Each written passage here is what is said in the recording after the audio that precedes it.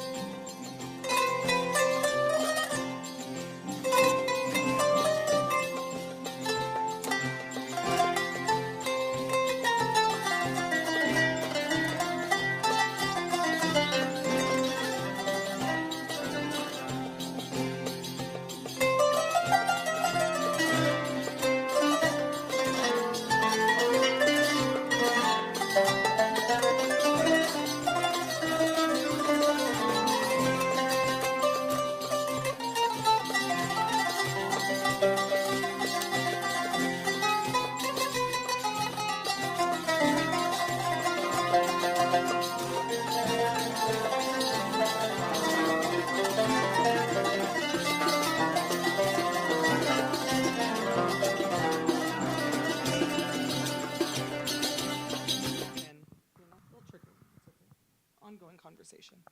All right, good evening, everyone. Thank you all for coming out tonight. My name is Jinan. I am the program director here at Palestine House of Freedom. We're so grateful to be able to have this event today. Very important topic. As we're seeing things coming out of Palestine with a lot of the released prisoners, we're starting to see a little bit more of what that system looks like. But it's not just what's happening there, it's also connected to a lot of what's happening here, which you'll hear about tonight. So before I get into the program, what we're going to discuss and introducing our speakers, just a little bit about Palestine House of Freedom.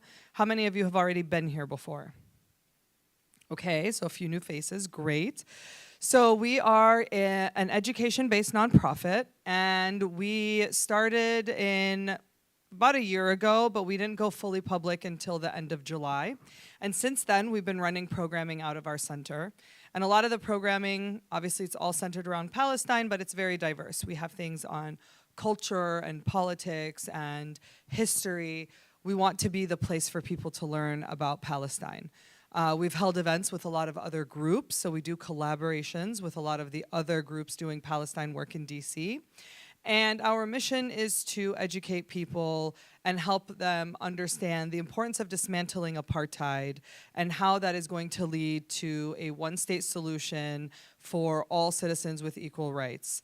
And it's important to know that that is the only pathway to peace in Palestine. We know that the two-state solution is dead. It is not something that is viable. And so we want to equip people with the tools to know how to speak about Palestine and also to educate them on the history. And so we all feel stronger as a community when we're out there advocating for Palestine. So we have events every month, sometimes twice, 3 times a month.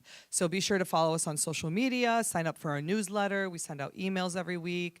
Our website also has the events always updated. And like I said, we host a lot of other groups here. We do offer the space for you to use for any of your Palestine meetings or events. So if you're interested in that, feel free to reach out to us.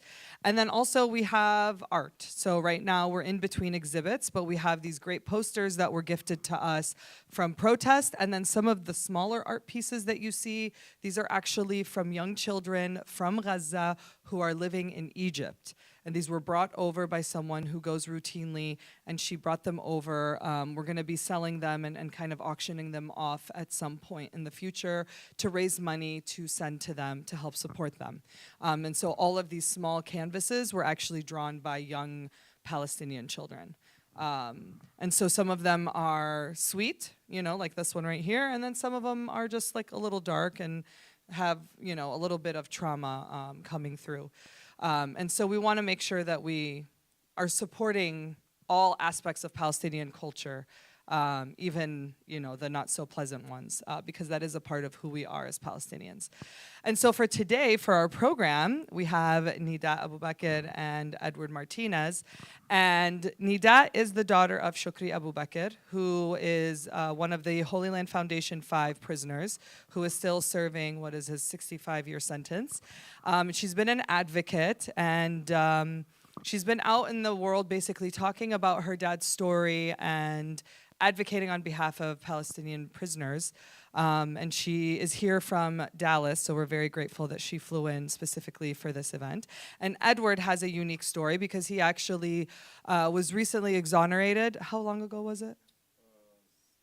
8 months ago. But he actually shared a cell with Shukri for 6 years?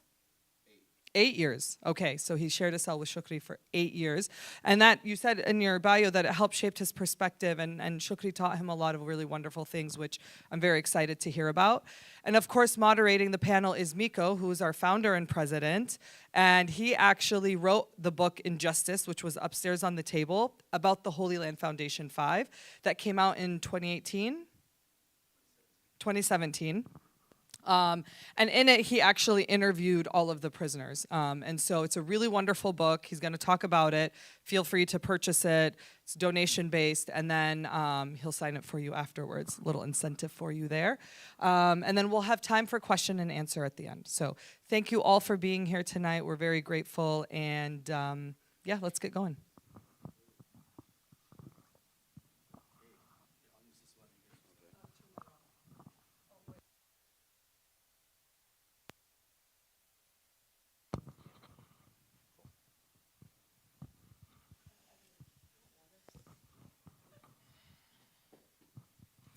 Okay, thank you, Jinan, for the introduction, and thank you, Willow, in the back there with the cameras. We're live on our YouTube channel, and thank you both for being here this evening.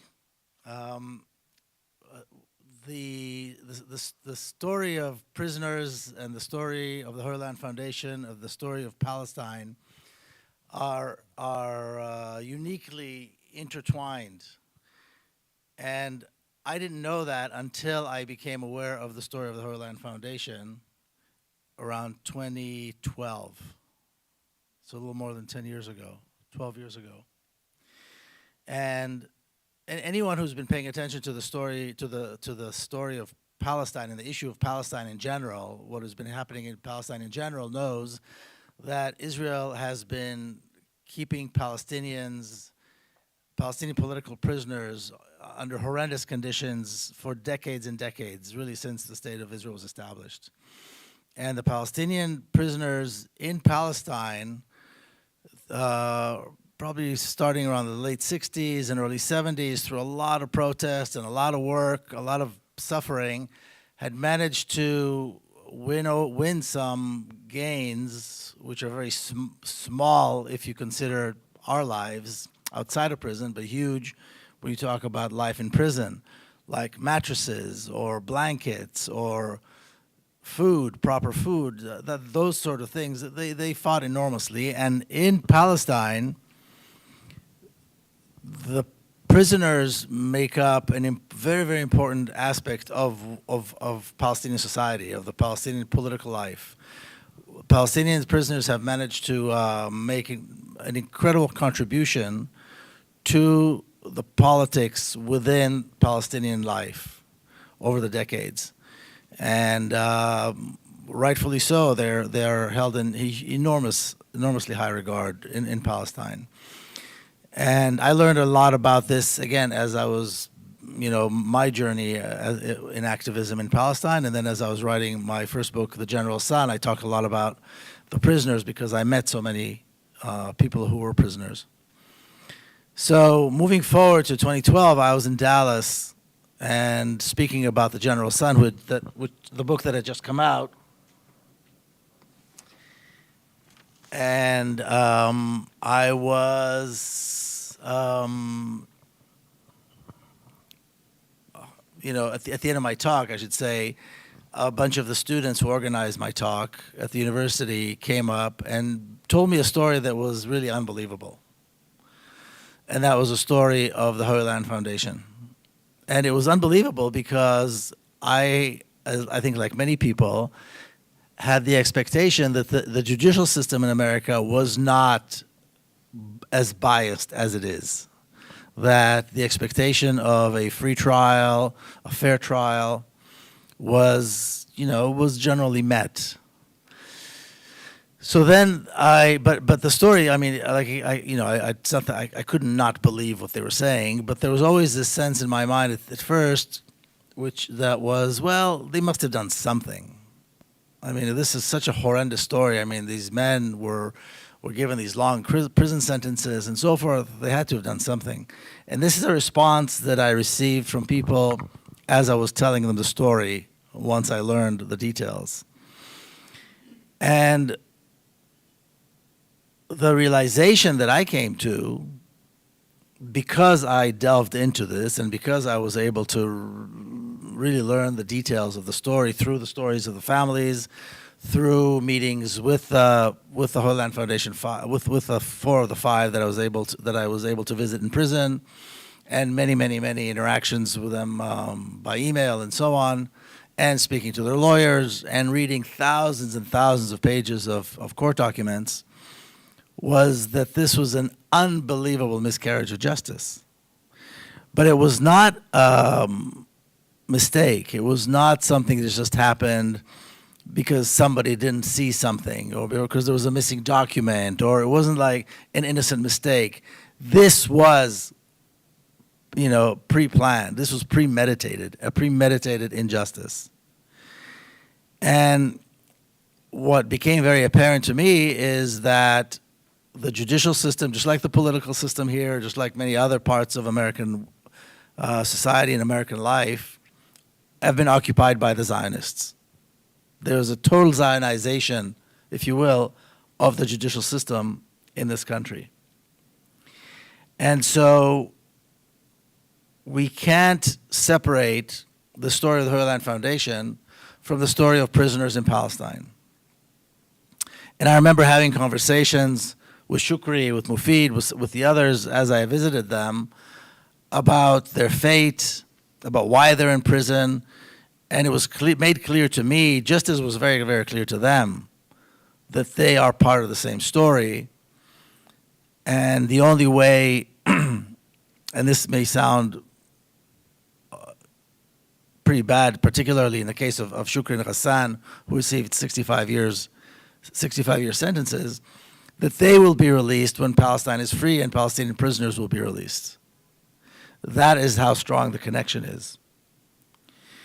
I want to tell you one anecdote, one story from the book, something that maybe the first inkling that something was deeply, deeply wrong in the system here. And that was also the first inkling that the lawyers, the Holy Land Foundation lawyers, realized that something was deeply, deeply seriously flawed. So the story begins really after 9/11. By December the 4th of 2001, the President Bush says that on December the 4th, he's going to make a statement, and there needs to be somebody to close down, somebody to blame, somebody to point to say, we're doing something and we're on top of this. And the atmosphere in Washington, D.C. was, round up the usual suspects. Now, who are the usual suspects? Muslims, Palestinians, people who send funds to Palestine. And Holy Land Foundation, of course, met all of those, except that they were not guilty of anything. And so President Bush closed down Holy Land Foundation, designated them as a terrorist support, an organization supporting terrorism, and seized their assets, which were quite considerable because this was Ramadan. So they had a lot of money that they had just collected. Now, the people who were running the Holy Land Foundation, which was mostly Shukri, as the CEO, as the guy who was running, and he was the heart and soul of it, even though 5 men were eventually convicted and sent to jail, he was really the center, the heart of the beating heart of the Holy Land Foundation. The sense was, well, America is scared, people are, obviously panicking, 9/11 just happened. The justice system, the judicial system will work because this is America after all. They really believed that. So they sued the government in an attempt to take away the designation and unfreeze their assets and clear their name and so on, and they fully believed that that was possible. Now, in the evidence that the government brought were newspaper articles, documents that were never notarized, nothing really concrete. In the documentation that the lawyers for Holy Land brought, there was serious documentation demonstrating very clearly that Holy Land Foundation, that they had a record of every penny that was raised and where it went. There was no preferential treatment given to any organizations based on politics or faith. And they certainly weren't sending money to Hamas, which was the accusation. And there was certainly no material support to any terrorist organization. Now there was one document in the government's file that was quite damning. And there was an employee of Holy Land Foundation in Jerusalem called Muhammad Anati. And he ran the Jerusalem office. And in the government's file, there was a document that quoted him as saying, actually, we did give preferential treatment to people who are associated with Hamas. Well, that's a serious, very, very, very serious problem. So the lawyers for Holy Land contacted Muhammad Anati's lawyers in Jerusalem. They received all the documentation because Muhammad Anati himself was interrogated and tortured quite badly by the Jerusalem police. And they looked at all the documents, they had them translated and notarized. And not only did he not say that, but he said the exact opposite. He said, we never gave any preferential treatment to any organization, certainly not on political grounds, and we certainly never gave to any resistance organizations. We gave based on need. And Holy Land had very, very clear criteria who was getting aid. And by the way, they gave mostly in kind. They gave very little money. Now, the judge, this was here in Washington, D.C., the judge dismissed the case and struck the evidence from the record of Holy Land, not the government's evidence. So the government's evidence remained. Holy Land Foundation evidence was struck from the record. So the document that cleared what Muhammad Anati said and cleared Holy Land was struck from the record. The government telling the lies, which was, there was no, it was notarized, there was no real proof that this is actually what they were saying, except that the Israeli police sent the document over. That remained in the record. And then when they went to appeal the judge's decision, the appellate court said, yeah, well, perhaps the judge should not have struck the evidence from the record, but basically, this is a terrorism case, it's national security, we're going to let it go. And at that point, the lawyers realized something very serious changed in America, that these people were not going to get a fair trial.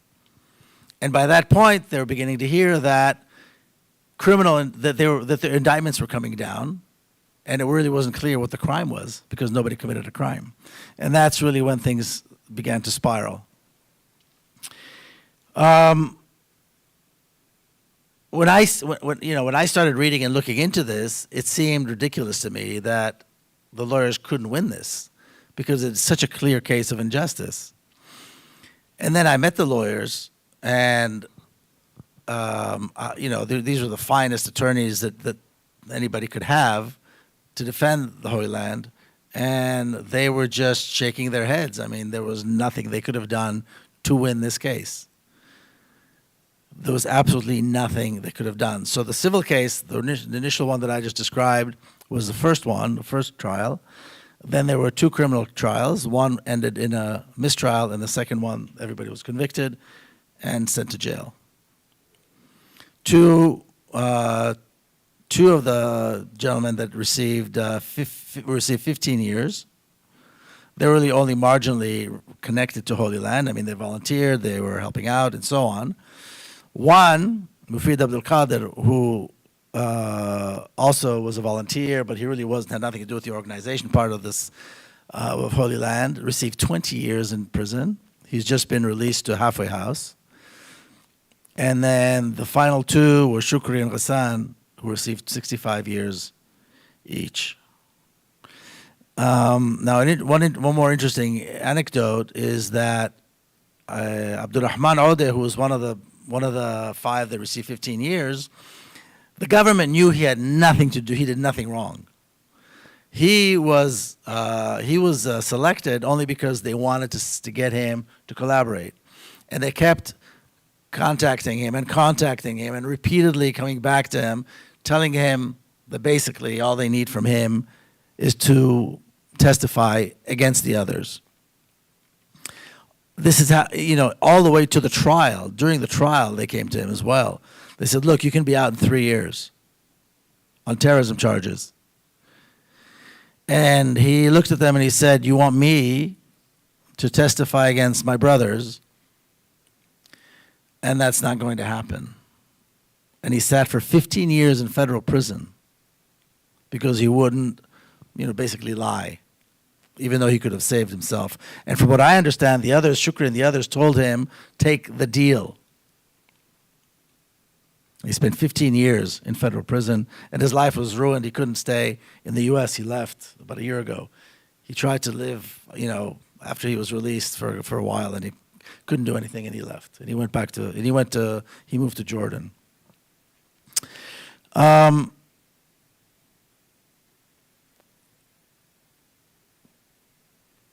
Like I said, the evidence against Holy Land Foundation was really nothing but hot air. There was nothing there. There was no substance whatsoever in the evidence against Holy Land Foundation. And anybody, if you read the book, or if you read the documents like I did, there's absolutely no shred of doubt that these men were innocent, but not only innocent, these were the finest men you would ever meet. The finest people you will ever meet. And my first interaction was actually with Shukri by email, and then of course meeting him in prison and so on and so on. There's no question that these men were absolutely, like I said, not only innocent, but the finest men that you'd ever meet. Now, like I said, the connection between that story and the prisoners in Palestine, and we're seeing the horrors. I mean, it's happy to see the prisoners come out, but it's horrific to see their conditions. It's horrific to see what they looked like when they went in, excuse me, and what they looked out like coming out. And in some cases, they'd only been in prison for 8 months, 6 months, a year. And because of the horrific conditions, because of the torture, they look really like shells of their former selves. But there's a direct correlation between what is happening in Palestine with those people and what is happening to Holy Land Foundation. And so that's why I've decided to focus on Holy Land Foundation, because it's happening here in the United States. And so I asked Nida to come and speak about her dad and speak about her experience and what it was like as a very young girl when the whole story began, and then the experience of having a father, growing up really with a father who was a wonderful man, but for so many years has been incarcerated. And Edward, who had really more than anyone else in the world knows Shukri, over the last 7, 8 years, closer than anyone else has been to him. And thankfully, he's got his own incredible story and has now been released and able to be here with us and tell the story. And also released after spending 20 years on a trumped-up charge. So again, that's another kind of level of the reality of the penal system here in the United States. So Nida, maybe I want to start with you. And you were a very young girl when all this happened. And the story of the moment when it began before they actually barged into your house and took your dad. But I want to start with that, because I think the similarities of that experience to what Palestinians are experiencing in Palestine are so strikingly the same. So if you don't mind, would you tell us that? Would you share that? Yes, absolutely. First off, thank you for bringing me here and for continuing to advocate for my father. It means more than you know. Baba loves you so much. You are a dear brother to him, and he sends his salams to everyone. But going back to, it was the summer of, I think it was June or July 2004. It's in the book if you want the exact date. Yeah. And it was in July, end of July 2004. I was only 10 years old at that time. And, we woke up, or I woke up to the sounds of just a bunch of random knocking sounds outside. Like you can tell there were like a lot of people. And I was a little weirded out. So I woke up and I started walking towards the front door. And then all of a sudden, you hear the banging on the door. And I'm about to open the door. Mind you, this is like 5 a.m. in the morning. I am about to open the door when my father runs from the bedroom, still in his pajamas, sweeps me off my feet, moves me out of the way, and the door just busts wide open. The FBI made their way into the house. There was a stampede of agents. It was also Garland PD as well. So it wasn't just FBI.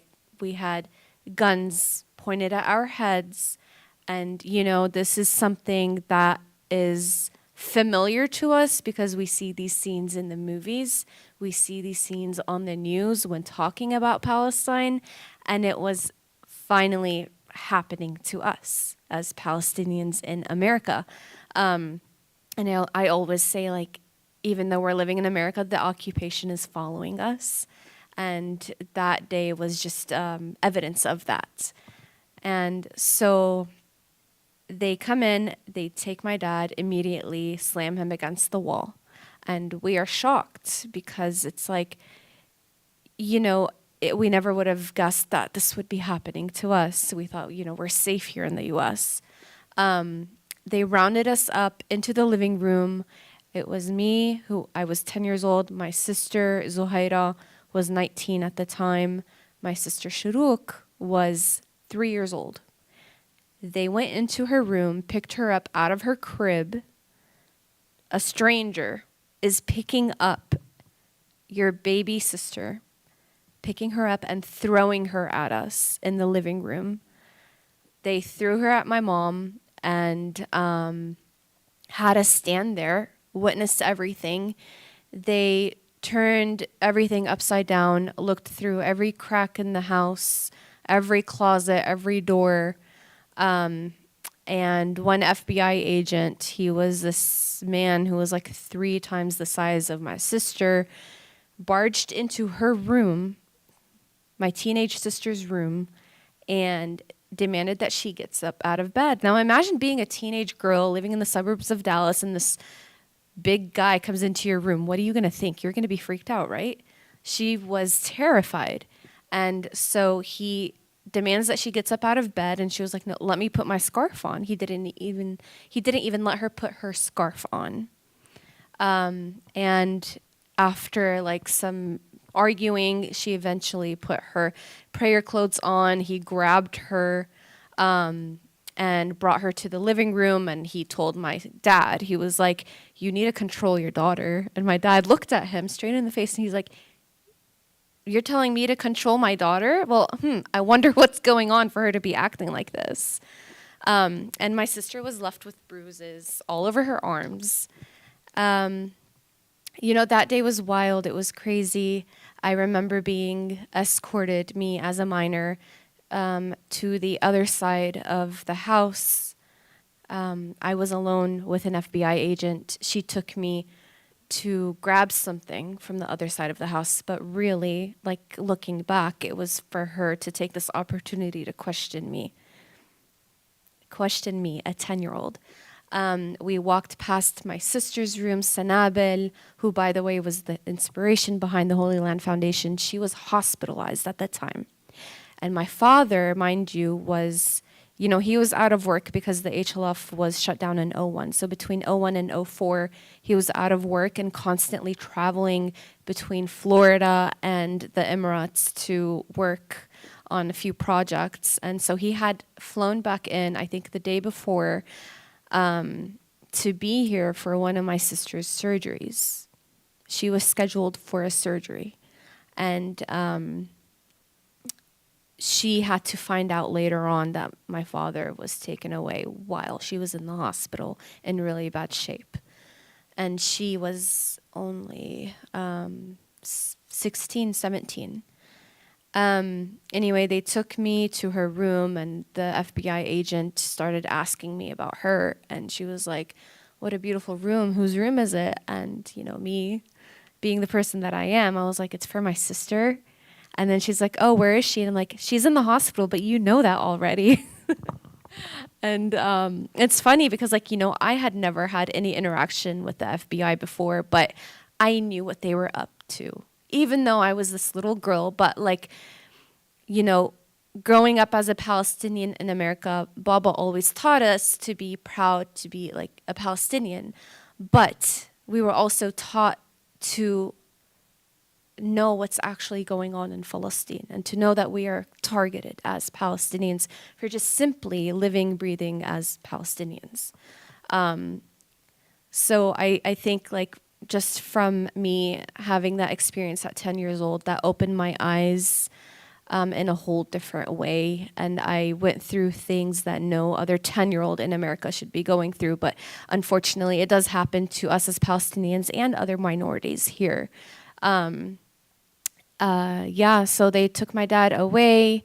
We had to watch him get handcuffed, slammed against the wall, and taken into the car. And, you know, if this were to happen now in this day and age with our smartphones, they would not have gotten away with that raid the way they did back then, because we didn't have smartphones. They didn't even let us pick up our landline when it was ringing.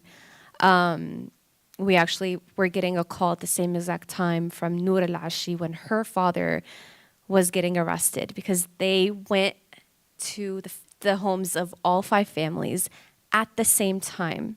And we were all spread across the US. Like, some of us were on the East Coast, some of us were on the West Coast. And so it was like 4 a.m. for them, 5 for us, 6 over there. And so, like, our phones were going off and we weren't allowed to move. We were just stuck in the living room while all of this was happening.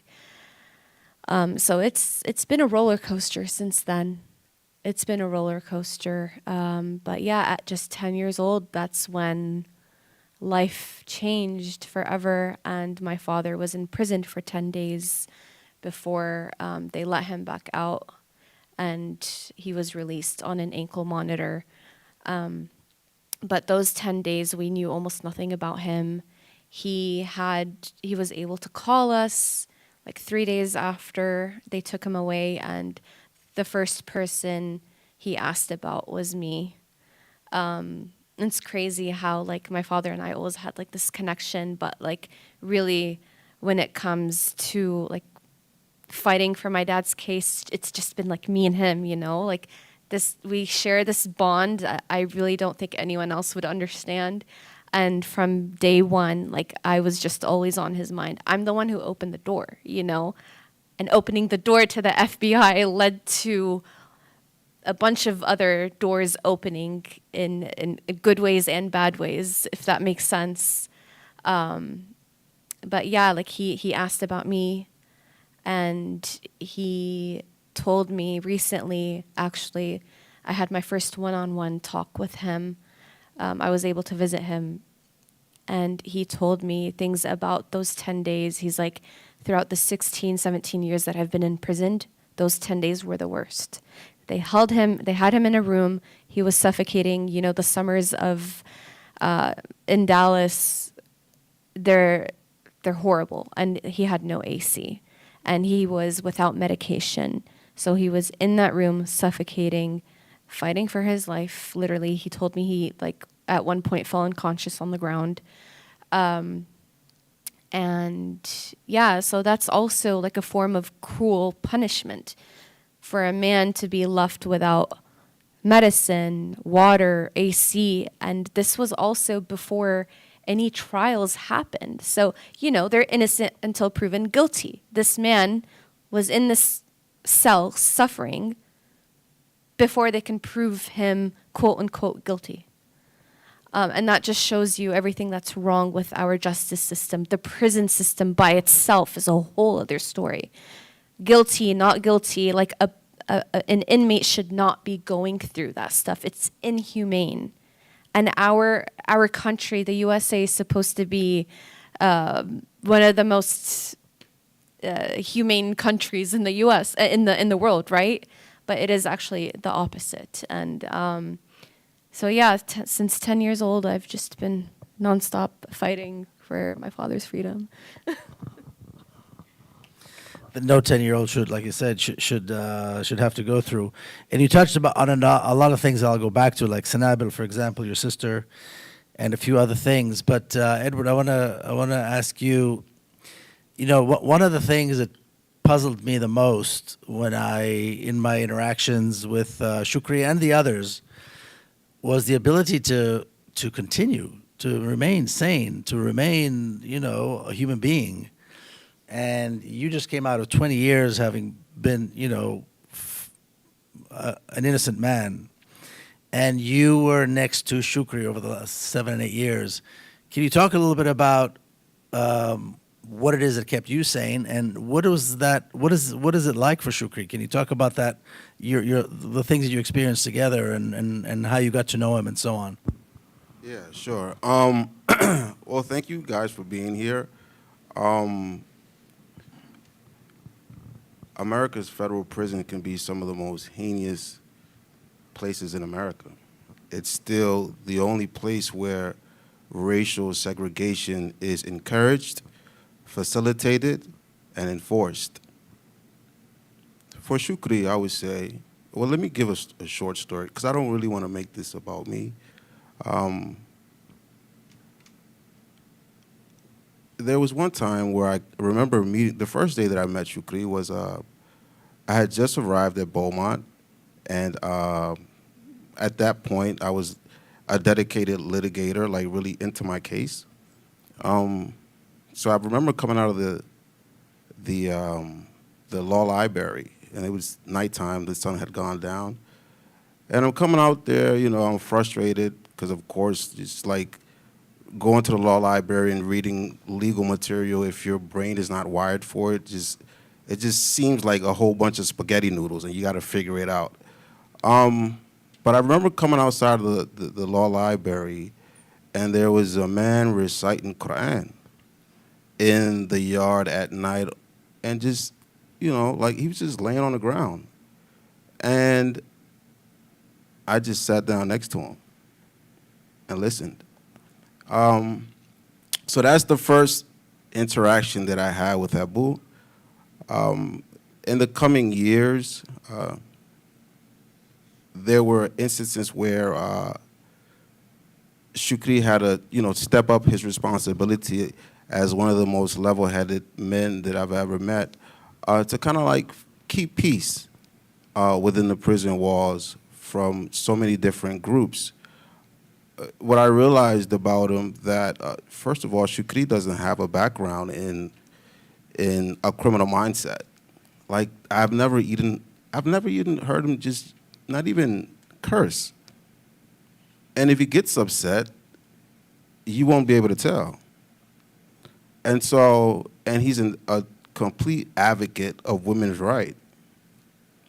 And there were times where he had to step up, and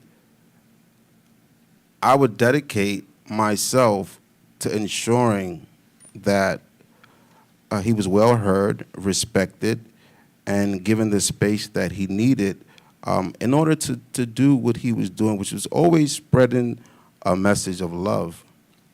I remember another instance where it was Jumu'ah, Friday, and he was given the khutbah. And in his khutbah, I remember him saying, specifically, when he would mention Jews, he would always say, my brothers and sisters. So this starts to, like, you start to question things. You start, hold on, wait a minute. How can he be one thing but promote the opposite? So none of this stuff adds up. So then you... I'm sorry, Edward, were you already a Muslim at the time, or did you convert? Because you converted. I was a Muslim at that time. You already a Muslim. But I had not met Shukri when I first came in the institution as a Muslim. I mean, because there's so much things going on. And so, you know, with Shukri, he has dedicated his life, even inside of the prison walls, of always raising boys to be men. And he has never shown a sign of aggression. He has never even encouraged or facilitated any form of violence. So we would talk for a long time. So many things I learned from him. His ability to inject this energy in you is spot on.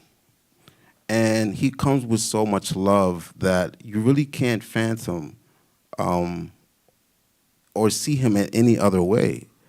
And so I think that when you ask me, how does Shukri do it? He would never give that up. that one word. Everything he's ever done, if you hear his stories, everything he's ever done, it's never for personal gain. Earlier, we talked about the presumptions of innocence in this country. It doesn't exist. I think that we can just go back to, the whole fiasco of what we've been seeing for the last year with a particular political leader, that our judicial system will go after you when they feel like it. So it's no more about the division of races. Now is, well, if you're not what we're on, then you're an enemy and we're going to destroy you. And that's exactly what happened to Shukri. We have a label for that, which is called political prisoners. But this is beyond that. This is treachery at an all-time high for every American citizen. And so we have to address these things, because Shukri's welfare in prison, although it is stable and good and solid, that picture is very wrong if it's being done in my name, because we still can't find out one single victim in this entire case. Not one victim.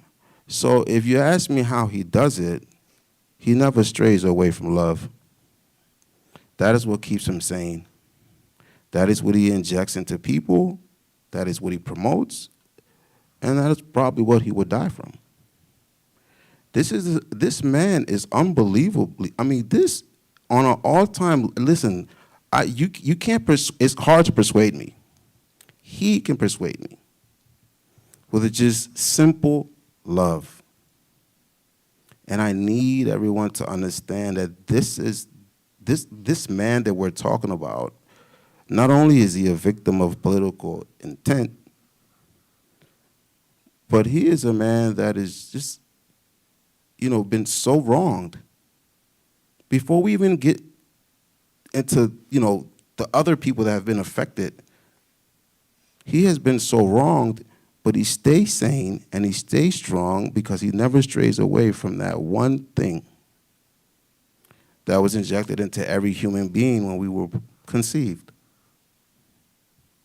He never let go of the most basic and fundamental element of our existence. That is how he stays sane. He stays plugged into the source. If we were to go over there to the cameraman and unplug all those cords, it will no longer function. So the minute that he unplugs himself from the source, he won't be functional after that period. And even as individuals, whatever that source is of inspiration, whatever that seed is of growth and development, the minute you let go of that source is the minute that you'll lose yourself. And Shukri knows this.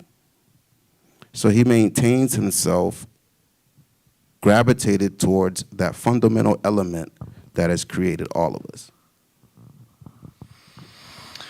Wow, it's hard to know what to ask next. I've met many Palestinians over the years. I've met many Palestinian sisters and brothers who have been imprisoned, who have been tortured, and have not lost that source. And I never can understand. I've never been in prison, I've never been oppressed, I've never experienced anything like that. But when I imagine myself in those conditions, I spent 36 hours in a cell in an Israeli jail cell, having been arrested, and I thought I was going to lose my mind. I can't imagine what it's like if you had the torture and the treatment that Palestinians receive. But I've seen it, and that's been my experience with Palestinian prisoners, released prisoners, returning prisoners in general. I've met returning citizens who are incarcerated because they were black, and I got that same sense. And again, the wonder after 20 years, 30 years, how do you maintain that sanity? That to me is incredible. Now, on top of that, and I want to turn back to you, Nida. You talked about Sanabil, and her being the inspiration. I want you to talk about, and I dedicated the book, Injustice, to Sanabil. And when you read the book, you'll understand why. But when I began my connections with with your family and the other families, she was like the biggest cheerleader for writing the book, for getting together, for doing things. And she would send these emails to Shukri, which then he would share with me, and and when when Hoyland was on trial, when they were on trial, one of the accusations was, or one of the ways that the prosecution tried to show that they were connected to Hamas and supporting Hamas in all of this, is that Hoyland Foundation was established the same year Hamas was established. So there you go. They must be connected because they were established the same year. All of their evidence was about that level of evidence. What they, of course, left out was the Palestinian Intifada began at the same time, and there was enormous need for relief at that time. And another thing that happened was Sanabil was born, and she was born with many, many medical needs. And as Shukri, and I'll let you talk about it more, but as Shukri saw what was available to her here in this country, he wanted to dedicate himself to make that available to others. And that's what inspired him to begin to work and create the Hoyland Foundation. But on top of all the persecution and the suffering that he had gone through, there's the story of Sanabil was particularly painful. But I'll let you talk about her a little bit because she's your sister, and what that experience was like from your perspective, and what had happened with Benez. So Sanabil was born in 1987 with chronic illnesses such as thalassemia, cystic fibrosis, and close after diagnosed with that, she had diabetes, and it was like the type of diabetes that's uncurable.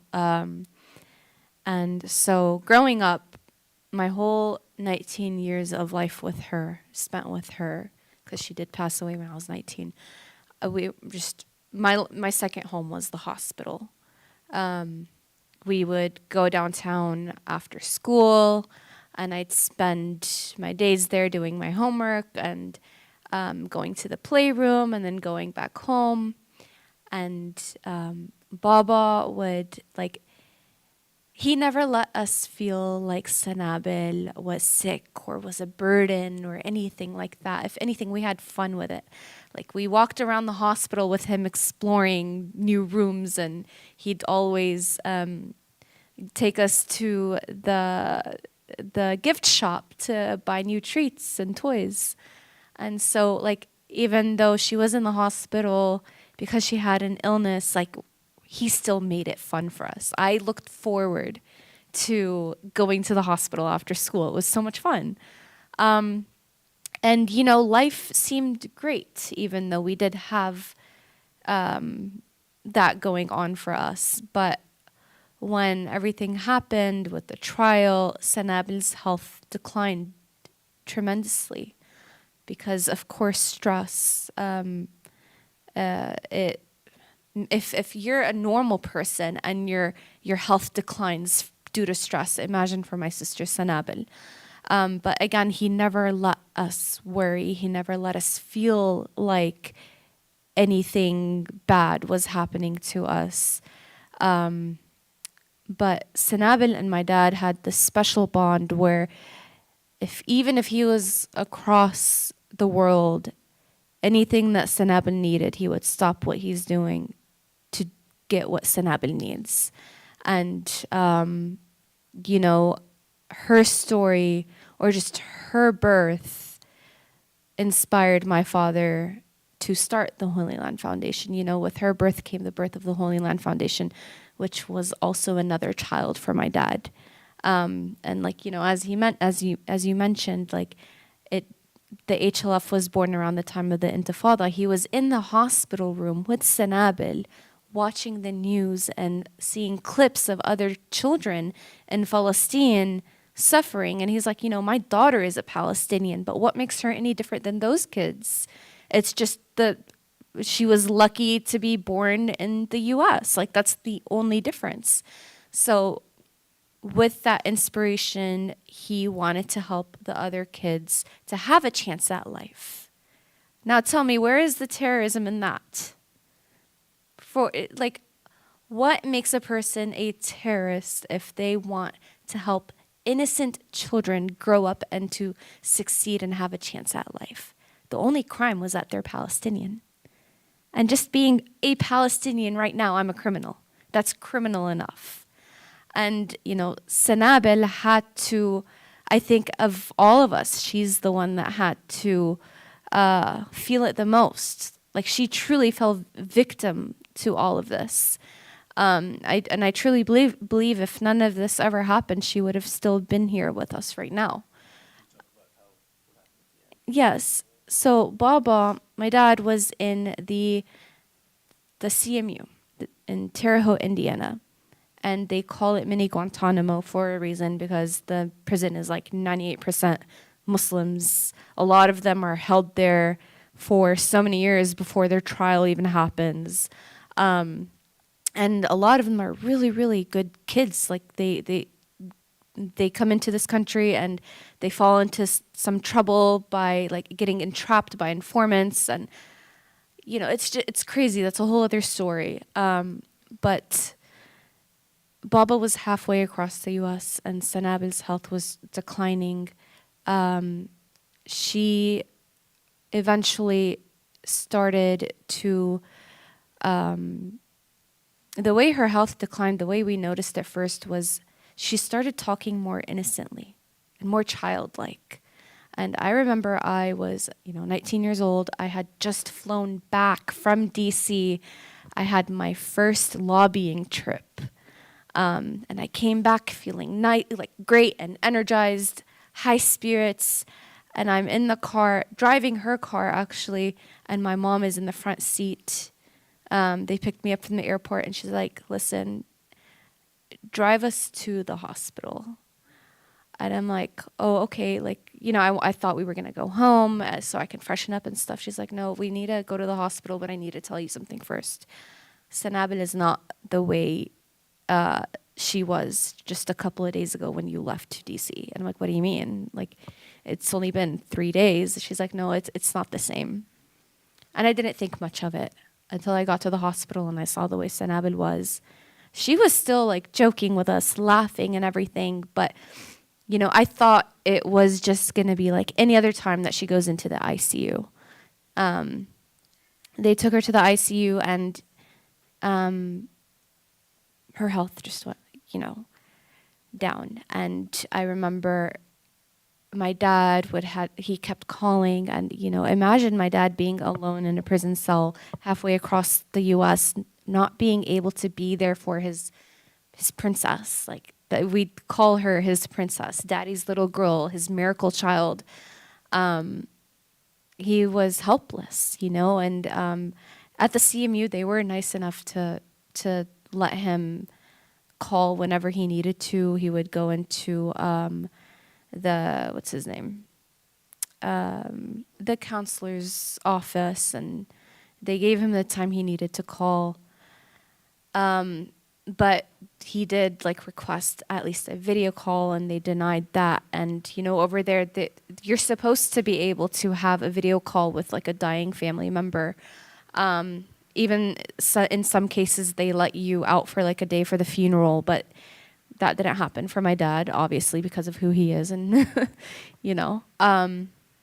but during the last days, Sanabel and I, my whole life, we had this love-hate relationship, right? We were two teenage girls, we'd always be arguing with each other. But that last night I had with her, or before she was pretty much unconscious, she was on her bed and I'm sitting on mine, and she's like, Nida, you have everything you ever need in life. You're healthy. You have this activism thing going on for you, but if there's one thing that I want from you, and it's to finish school. She's like, I was able to finish school. Sanabel graduated with her bachelor's degree in child life development from UTD. She walked the stage well, she was on oxygen at that time, and she took off the oxygen tank for just that 1 second that she walked the stage. And if there's anything like that symbolizes who she is, it's that moment right there, that her resilience, that she was able to, no matter, like, there would be professors who wouldn't let her retake tests that she missed due to hospitalizations, but she still managed and still graduated. And, you know, like, she told me, she was like, you know, I was able to graduate. I want you to be able to use me as an example. If there's anything you can learn from me, like, I want that for you. And she's telling me this, and I'm not thinking anything of it, because, like, we never thought Sanabel would pass away. We never thought that would happen. Same way we never thought, like, my dad would end up in prison after 2 years of trial. It was just like, you know, all of these things, unfortunately, it was so normal for our family. Like, the worst has already happened. What else is going to happen? Nothing else is going to happen. That's just the way it was for us growing up. But the day came, and man, thousands of people showed up to her funeral. I'm not exaggerating. People flew in the same day that she passed away. And as Muslims, we bury the deceased the very next day or as soon as possible. And we had so many people fly in same day for her and for my father. He couldn't be there, but the community stepped up. And that just shows you the impact that the two of them made on our community, on the Muslims, non-Muslims, everyone in the US. They were so impacted by their story. And we had like a house of condolences, that's what we call it in Arabic, translated to English, that evening. And my father called and probably gave one of the most impactful speeches. It's on YouTube, actually. Everyone was in tears. And, you know, although it was such a tragic time, it really lifted my spirits in a way to see everyone come together for us. You know, like, they did not let us feel alone during that time. And it was, again, very reminiscent to the time that, like, my father was taken away. The community showed up. And I think that's, like, the most important thing, is that sense of community, the sense of that love. And, you know, as you mentioned, Baba there's not an ounce of hate in my father. It's all love. And you can really see that in the community today. People come up to me and tell me what kind of person my father was. And I started crying immediately when you spoke about him. And I don't cry when I do these things anymore, because, again, it's normal. I'm used to this, unfortunately. But I cried because when you spoke about him, when you said that you heard the Quran, it was like a movie scene in my head. I imagined it. I imagined his voice, but I also imagined him in this gray khaki suit. And we were talking about this earlier, like, I know my dad as my dad, but I don't know him as Shukri Baker, inmate 325-89177. I don't know who he is on the inside, right? Like, you spent 7-8 years of your life with my dad. That is more than my younger sister.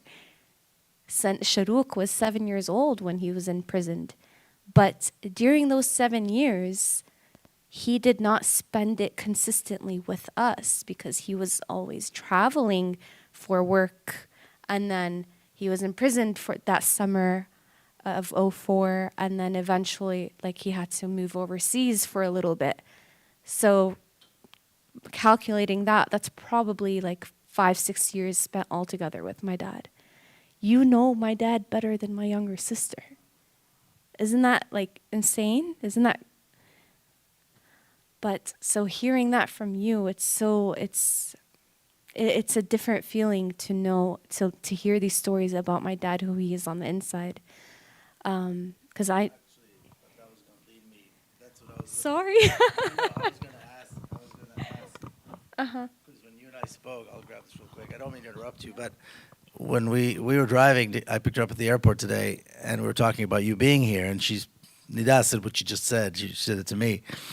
And so she was excited about you being here to hear stories about her dad as the inmate, as the man that's in there. So maybe you can go ahead and build on that and tell Nida about her dad. So, right. So as a prisoner, because I use the word, by the way, I use the word prisoner when I speak about individuals that are victims of our very crooked and corrupt judicial system. But as an individual, Shukri, he has the funniest sense of humor. And he has a way of creating a lesson out of every experience. For example, during the many times of an unjustified lockdown, they were prison officials' job is to keep you alive. It is not to be concerned of your well-being. It is not. They are not paid to. They're babysitters. That's what they are. They are paid to watch you. They're paid to watch you and watch who you associate yourself with, and after that, control you. So in that order, that is the mechanism of prison of the prison structure. But Shukri, in his funny sense of humor, when they would give us bread, for example, in protest, people would normally just throw it out the slots. But he found another very creative way of using something that none of us wanted, which was the bread, because they would just stuff you with so much bread, and he made prayer beads out of them. Yeah, I have one in my car. Actually, it goes everywhere with me, and so, but that is his sense of humor. Or another sense of humor would be, for example, him and I were victimized by prison officials deciding that we had too many books. So they would take your books, confiscate your books, and those books, you'll never see those books again.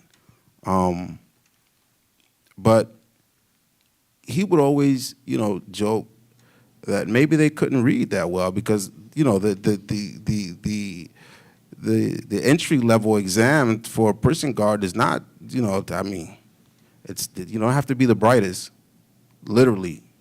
And that's by design because they put these prisons in rural areas where, the intellectual level is not that great. But Chukri will always find a way to make humor out of everything. Even, like I said, you never see him upset. So you never know when he's upset, but he will come with that quick tongue, and will really get you to see what he needs you to see at that time, and will draw a lesson out of it. And so, that's every time we talk about Abu, like I've said so many times before, I'm free, but I'm not free. I will never be free as long as he's incarcerated. And you can let him know that. I will never be free because what these eyes have seen will not allow me to fully enjoy what has been taken from them. And so I see that, and I've dedicated myself to that. I have not, come home and fully integrate myself into how society thinks, because we're far off from the right path. But, when we're talking about this man, he makes use out of every second of his time.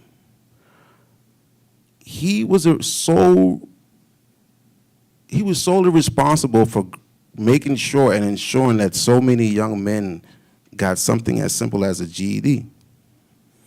The minute that they took him out of there, because we talked about that for so long, he would come to me, he'd say, they're not paying me.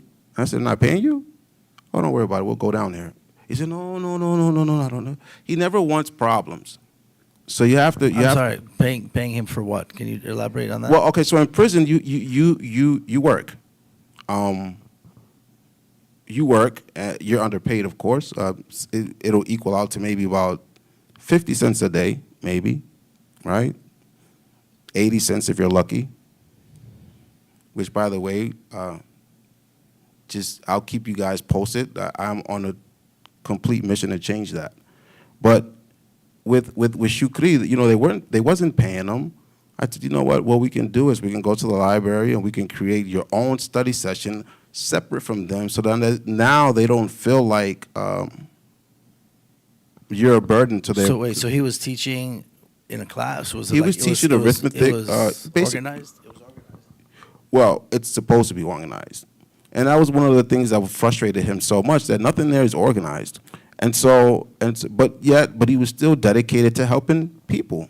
He's never changed that. So I said, you know what, maybe since they're not appreciating you, we'll just set up your own study session, and they can keep the room and they can keep everything else, but at least we're still, you know, producing good content for men so that they can, you know, get their GED or whatever. And so he went along with that. Of course, then the lockdowns came, and then COVID came, and then in those 3 years that he was not able to reach these students, in 3 years now, one single person got a GED.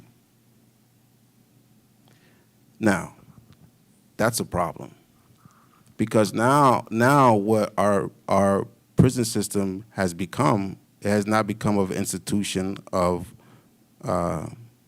rehabilitation. Now it just becomes a place of warehouse.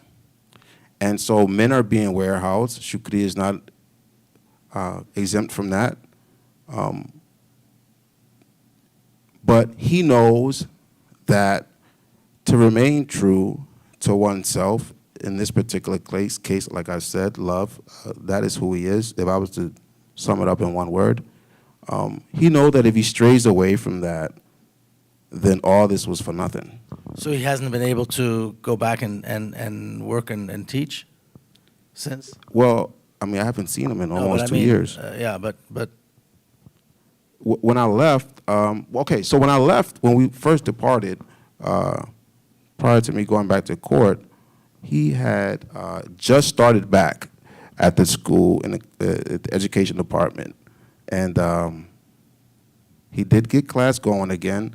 Now, I'm not sure if the pay changed. I think that Shukri knew to be most effective coming out of COVID was to go back to education, because it was going to be so hard and it was way too many people that needed this help.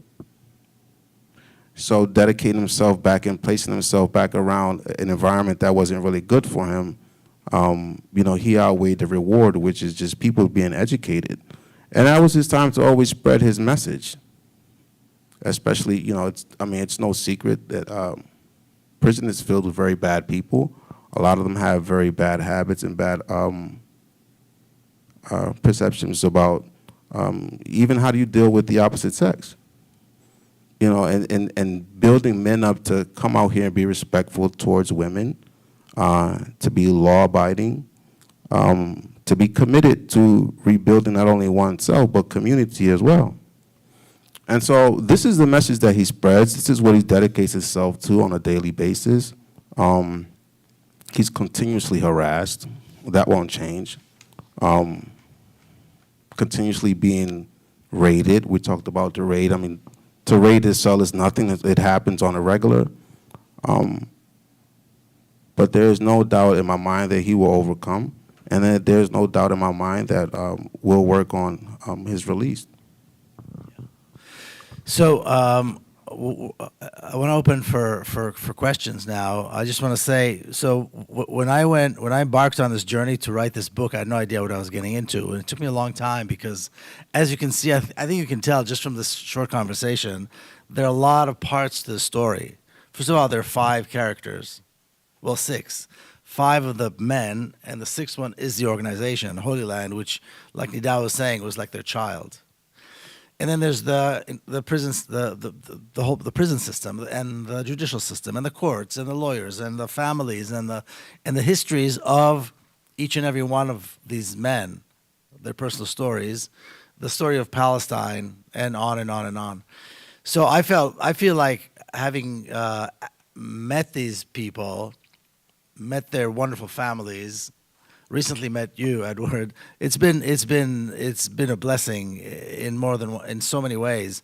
But the biggest compliment for me, or the biggest concern I had, was how Shukri and the others would view the book, and to get, So I was really nervous when I sent it to them to see what they would say. And thankfully, Shukri is such a generous man anyway. I don't think he would say a bad word, although he's quite honest too. So maybe he would actually, because he's very honest. But it was wonderful to see their responses to the book, and the fact that he's been spreading the book around the prison and having other people read it. So it's been really an incredible blessing, which fell into my lap completely by chance. Yeah, go ahead. By the way, that book has gotten him. I mean, he's the celebrity.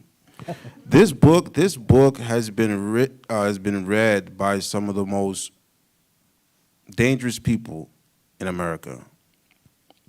But without naming names, of course, but very dangerous people that belong to very dangerous groups.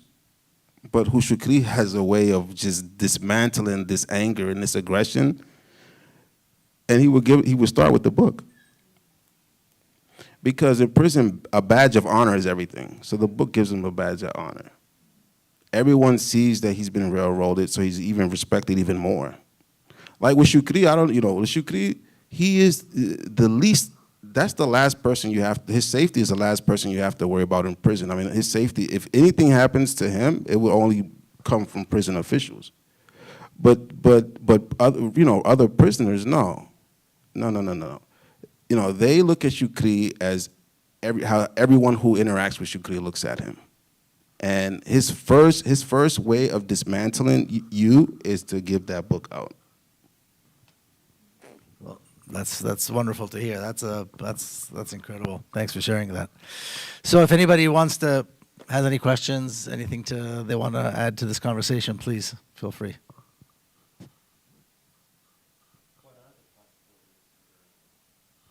The possibilities for early release. Well, that's a good conversation to have. I mean, it remains a question that none of us can answer because we have exhausted every legal route, and if anything's going to happen, it's not going to happen through our judicial system. We lost faith in it. We tried, again, because we tried every single way. So we honestly don't know. We don't know. Yes.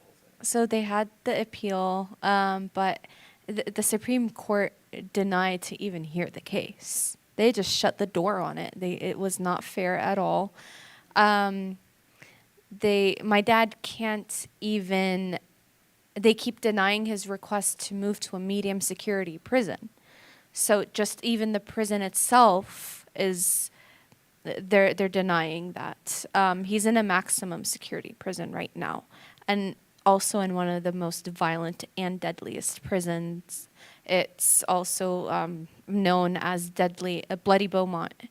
That's the nickname that they gave that prison. And so they will not accept this application that he kept sending over and over again to move to a medium security prison. So they did the appeal. What else was there? The habeas corpus, everything was it was denied. It doesn't have any impact because he was sentenced to 65 years. So that's practically life, Yes. We did go for a clemency with Biden and Obama. Apparently it was on Obama's desk, and it didn't happen. Biden, it didn't happen. it actually, like, if you go on the website, it still says pending. Like, they didn't even look at it. But we, I don't want to interrupt, but just so I describe this in the book. So there were two trials. The first trial ended with a mistrial. The second trial ended with all convictions. Now, the second judge, Ralph Nader, on his commentary on the book, said the second judge, he said, is what we call a hanging judge. That judge was going to get him convicted no matter what. And that judge allowed evidence that the first judge did not permit. And the first judge was no friend of theirs. But the second judge allowed evidence to be entered into the trial, which had absolutely nothing to do. And there are four particular, I won't get into it now, the four particular elements, and I describe them in the book. So then, upon appeal, the lawyer said, well, you know, these were elements that should not have been permitted. But the appellate court first you know, because there's two stages to the appeal. One is you only see maybe I think three judges, and then the second time you see the full panel. So the appellate court said, yeah, well, perhaps the judge shouldn't have allowed it. But again, and the theme that keeps coming up is they'll say, yes, this shouldn't have happened, this shouldn't have happened, however. This shouldn't have happened, this shouldn't have happened, however. He should have been he qualified, I think, but correct me if I'm wrong, for early release during COVID. Humanitarian release during COVID. However, and there's always this however, because it's terrorism charges, however, because this is national security, and goes on and on and on. And there was quite a campaign, an international campaign for early release when Obama ended his term. And it was on his desk, but he wouldn't do it. And the issue is that this is a political issue. It's not a question of justice. It's not a judicial issue. It's a political issue. And so to release them is a political decision. Just like putting them in jail was a political decision at the end of the day. And that's, again, the connection between them and political prisoners in Palestine. Palestinian prisoners are in prison because they're Palestinians. He's in jail. The Hoyland Five were in jail because they're Palestinians. And until that changes politically, there's really not going to be any chance of. And you know, the last two, the final two, are Shukri and Ghassan, who received 65 years. And it's a political decision, and so the politics have to change, which, of course, one of the reasons why we're here is to change the politics, to change the conversation in this country from being completely dedicated to Zionism and supporting Israel to rejecting Zionism completely and supporting and calling for a free Palestine, a liberation of Palestinians, which will impact them as well. So there's a connection here which cannot be cut, which cannot be severed between their fate, and the fate of Palestinian prisoners in Palestine. I met your father. I mean, not in person. Why don't you introduce yourself? Okay, I'm Pam Bailey. I have a foot both in the Gaza, Palestine world. So I used to live there, and you've heard We Are Not Numbers, the project I founded in 2015. But then I also have another organization called More Than Our Crimes, and I advocate for people in federal prison. Because yes, there's a lot of dangerous people there. There's a lot of people like your father and Edward, a lot, who need to be out. And so I corresponded a lot with Shukri and Edward, and just to show you how vindictive they are, in the middle of once the Gaza war started, I had connected your father to another poet friend of mine named Kevin, and then Basman, who's one of my Gaza writers who writes poetry, and they were communicating. It was lovely, and then they forced him to stop communicating with everybody. So I haven't been able to communicate with him. They stopped that. You know, I think just recently, I heard from Kevin they're starting to add people back. This is how vindictive our federal prison system is. And also, I can almost assure you that he's being kept in Beaumont intentionally so that they can maneuver for Washington. In other words, what I'm saying is that Beaumont prison officials are doing the dirty work for Washington. And so we have to shed light on that one, too, because his prison record doesn't justify his placement, right? So we've been working, I mean, Pam and I have sat and came up with different scenarios that we can, embark on to get him into a place where he doesn't have to be laying on the ground in thunderstorming weather because, people decided they want to stab each other 300 feet away. And, having him at that age around so much young, young and misguided people isn't fair to him. Because although he's an asset to the prison population, he's also, I mean, it's also a burden on him to have to endure so much, dysfunctionality. When we're talking about the prison system, when we're talking about prison is dysfunctional. The prisoners and the staff, of course there are good people there. Rob is one of them. I mean, you have some, it's so heartbreaking that America doesn't know, what's being done in their name and what's being done to people who are really, really good people and don't deserve to be in that kind of environment. And so that has to also shed light, but I think that we really need to start with having him go to a lesser security prison where he's not around so much bad elements that roam in that prison security level. People his age, you're not going to find people in maximum security prison at his age. And to go to a lesser security prison is possible because you had some of his co-defendants. Well, Ghassan El-Ashi Right. is across the street, basically Yeah. in the medium security at Beaumont. So the charge is nothing. What it is it's politicized, of course, and he's a victim of very bad politics in his country, and he's the victim. Well, in this case, in Baker versus United States, the only victim in that case is him. There are no other victims. I feel like right now he's like this, like a pawn in the game. Like he's literally used as a tool in this game of whatever it is, and it's. I'm so glad you brought that up because even one of the wardens told my dad when he asked about the application to move to the medium security prison. She was like, Baker, why? He's like, why? Tell me. Like I've had good behavior. I qualify. My age, I'm 65 years old, serving 65 years. Like, none of this makes sense. She's like, well, it's because of your case. It's because of who you are. And it's not us. If it was up to me, I would move you today. It's the other guys.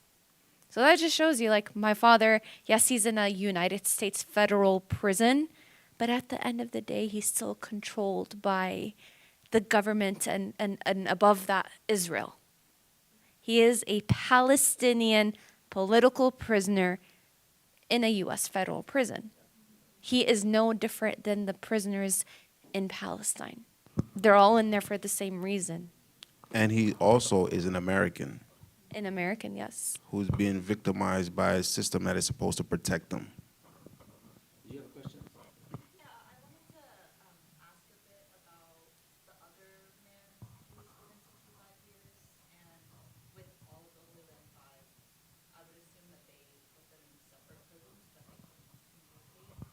Yeah. So Ghassan El-Ashi, he was also sentenced to 65 years, as you mentioned, and they have always been separated. In the very beginning, they were all in Segoville, I think like that first year of the 16 years, and then eventually they all moved to their own CMUs. Some of them were in the same CMUs, but different units. And then eventually they spread out even more. But now, 16, 17 years later, they moved Ghassan El-Ashi to the same prison my dad's at, but across the street in a medium security prison. And I think, thinking out loud, like, I think they did that to, like, poke fun at my dad or, like, try to make him upset. But if anything, my dad was so happy for Ghassan to be in a medium security prison. He's like, if anyone deserves it, that man doesn't even deserve to be in prison. And Baba always speaks like he always wants more for everyone else than himself.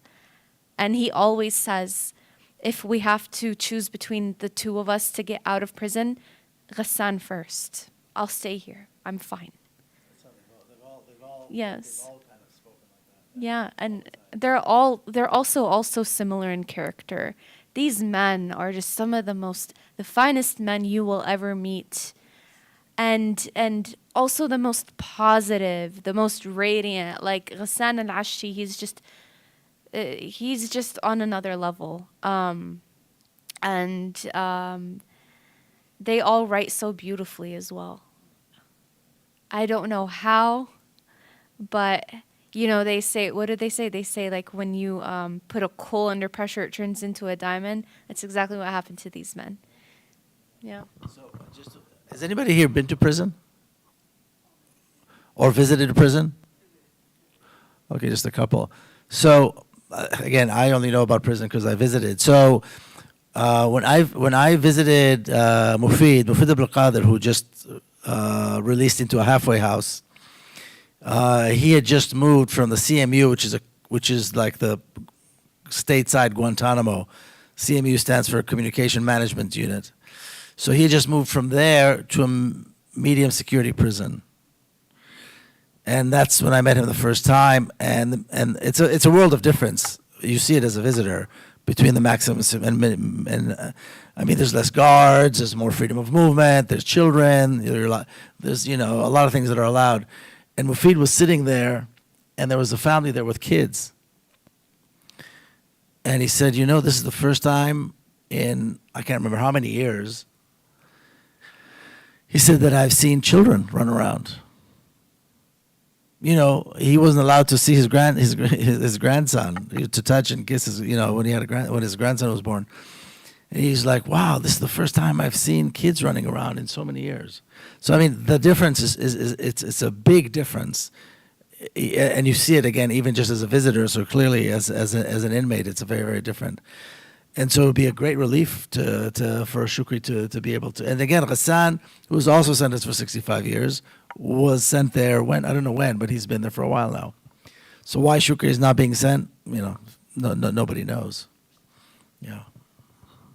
Actually, I had a couple of questions. So at the time that your father was sentenced, there was no mention made of possibility of parole or when that could occur? No, 65 years. No, I don't believe there's a parole was, yeah. So now, there were initially, I think 30, the indictment including like 30 different charges. Then the second trial, they reduced it a little bit. Actually, no, in his case and in Ghassan's case, there were 32 charges. So the 65 years is made of, they were found guilty on all of these different charges. So it's it's combined. So no, parole is not. It's funny, I remember. We're talking about terrorism charges, so that adds a whole other element. Any federal sentence now, there's one. The judge, actually, I remember that day, he said that the 65-year sentence was him being generous. It was originally supposed to be 140 years, 130 years, something like that. Yeah, but he gave them 65 years because he felt like being nice.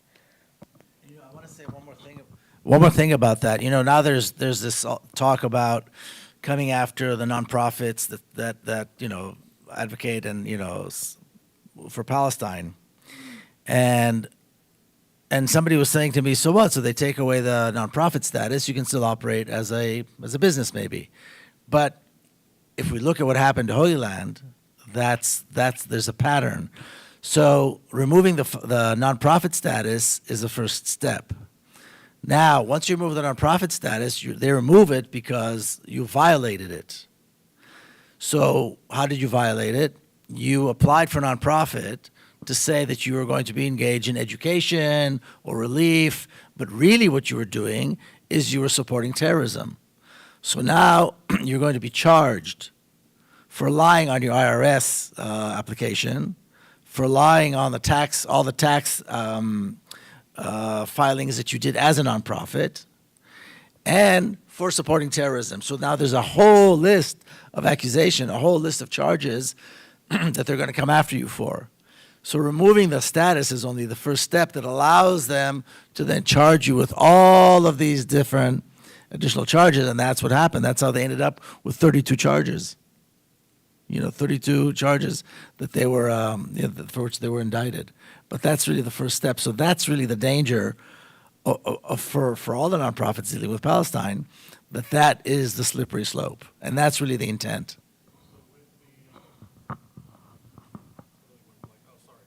With essentially the Israel lobby sort of being behind this sort of targeting and persecution, are there any other organizations that this has been done to, like anything similar, anything even come close to?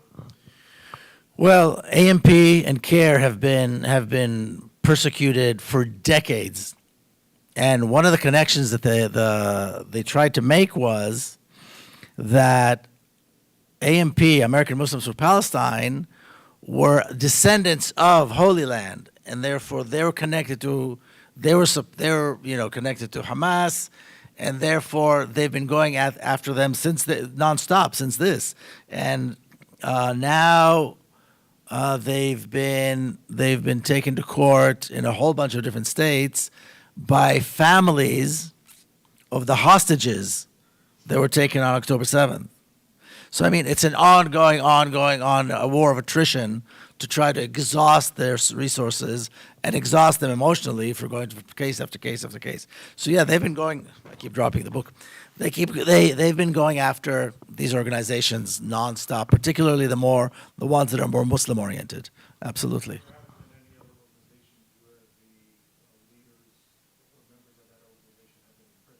I don't think so. No.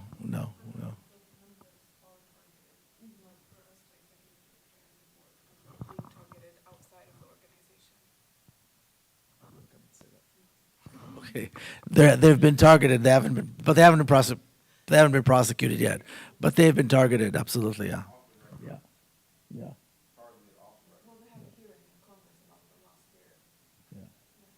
So there are all these attempts. There are all these attempts. Now, again, I go into detail. It's amazing how I look at the book and it's rather small, and I'm thinking of all the details. So during the trial, Shukri realized that his phone had been bugged since the early 1990s. And the ADL, this racist Zionist organization called the Anti-Defamation League, and American politicians like Chuck Schumer and Anthony Weiner and a few others had been trying to get the IRS to take away Holy Land's nonprofit status, and at the same time talk to the FBI. And there are all these stories and articles coming out about how they're connected to Hamas, to terrorist organizations, to terrorist networks, to the Muslim Brotherhood, and so on, trying to incriminate them that way. A decade later, of course, they were not a decade, they're already the trials were going on. But this is an ongoing, nonstop effort by the different Zionist groups and individuals with influence, to make sure that the story of Palestine is never told. Now, Holy Land was not a political organization. They were a relief organization that didn't deal with politics. But they were able to be influential because they were such a powerful, even though they were relatively small, they were such a powerful and influential relief organization that did a lot of good work in this country too. They were first responders after the Oklahoma City bombing and after 9/11 and after all kinds of hurricanes and so on. They were among the first responders, even though again they were rather small. So people began to like them and see that they had value, and then believe what they were saying about Palestine. And so it's a nonstop persecution of organizations that deal with Palestine, and again particularly the Muslim ones. I think a good example also is the defunding of UNRWA. Like, they are one of the main sources of relief in Gaza, and they are trying to shut them down because they are simply helping Palestinian children. And that is exactly what the HLF did. There was no connection to any other, organization or whatever, but they are just trying to stop they're trying to stop us from helping Palestinians and helping them rebuild our country. Because in order for Israel to succeed and thrive as its own country, Palestine needs to be eliminated. And that's the reality of it. So, yeah. Can't take that away. We need to close now. It's 8:00, and so I'll just end by saying, first of all, thank you both for being here so much. Just give them a round of applause. Thank you for sharing. We could be here all night and hear more and more stories, but I really appreciate both of you very, very much. Thank you all for being here. Thanks again, Janan and Willow in the back. We are here exactly in order to change the story, to change the paradigm. That's why Palestine House of Freedom is here, and that's why it's here in this particular location, near the Capitol, because the objective is to change the conversation, not necessarily a particular bill, not that it's not important, or a particular politician, but to bring this country to a point where there is zero tolerance to this. There's zero tolerance to Zionism, zero tolerance to the violence that Palestinians have been enduring for almost 100 years, and changing the reality where we're not talking about supporting Israel or sending weapons and money to Israel is completely unacceptable. And the discussion is about how the apartheid state will be dismantled and a free Palestine and all of historic Palestine is established peacefully. That's where we need to be, and that's why we're here. Hopefully, Shukri will be released sooner through other means, but we need to end it so there are no more stories like Shukri. There are no more stories of political prisoners enduring this kind of persecution at all.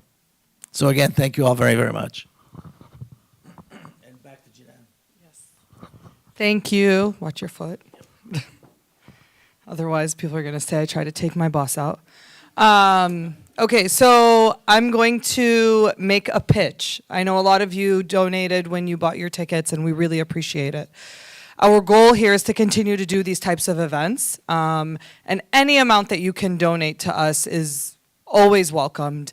It helps us to continue to run these programs, to be able to bring people in for these events. We're still a startup. We're not even a year old yet. We've already been able to crank out all of these events with your support. So I encourage you to become monthly donors. Honestly, $20 to $50 a month makes a huge difference for us when it's repetitive. Or there are other options for you to become a donor, one-time donor, or if you want to do it every 6 months, whatever works for you, we're happy to discuss it. And also, if you didn't pick up one of Miko's books and you want to, we have some here and you can purchase one. The money is all donated back to us as an organization, so that could be your donation for the night. And then, like I said, he will be signing it. It is a wonderful book. I remember I actually went to the book signing in 2017 at Busboys and Poets when it was released. So I already have my signed copy, but you all should own one as well. It's important, and like both Nida and Edward were saying, it's important to hear the story of Shukri and the rest of them because we owe it to them. They were doing it for Palestine, and they were doing it out of the goodness of their hearts, and the work that they were doing was very noble, and unfortunately the system targeted them because of that. So it's one small thing that we can do to continue to share their story and to raise awareness about it, and not just them, but all the other Palestinian political prisoners. So thank you again so much for being here. And one more shout out to my volunteers. We have Gotham, we have Ida, we have Willow, and Jane left, and Amelia came earlier and set up the audio, but these are our regular volunteers who come all the time and help, and there's no way I would be able to do the events. And of course, Willow in the back with his very professional setup of the live stream that helps us get this out to the people who can't be here. So thank you again for being here, and get home safe.